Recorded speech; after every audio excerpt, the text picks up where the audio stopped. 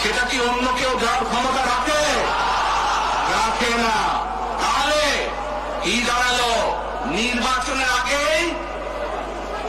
একটি দল এই দিব ওই দিব বলছে, টিকিট দিব বলছে না? এটার মালিক মানুষ না। সেইটার কথা যদি সে বলে সেরে কি করা হচ্ছে? হচ্ছে না। যার মালিক আল্লাহ, যার অধিকার শুধু আল্লাহ একমাত্র, সবকিছু অধিকার উপরে আল্লাহর অধিকার।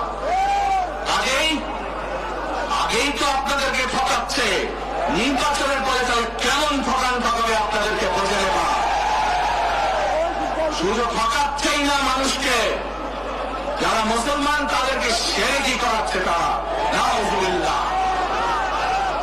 প্রিয় ভাই বোনেরা, কেউ কেউ বলে অমুককে দেখেছে তমুককে দেখেছে, এবার একে দেখেন।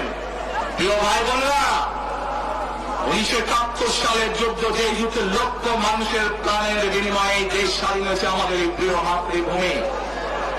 সেই মাতৃভূমিকে স্বাধীন করার সময় অনেকের ভূমিকা আমরা দেখেছি, যাদের ভূমিকার কারণে এই দেশের লক্ষ লক্ষ ভাইয়েরা শহীদ হয়েছে।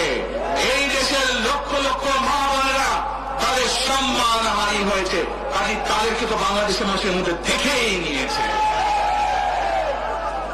এখন প্রিয় ভাই বোনেরা, এই কুফরি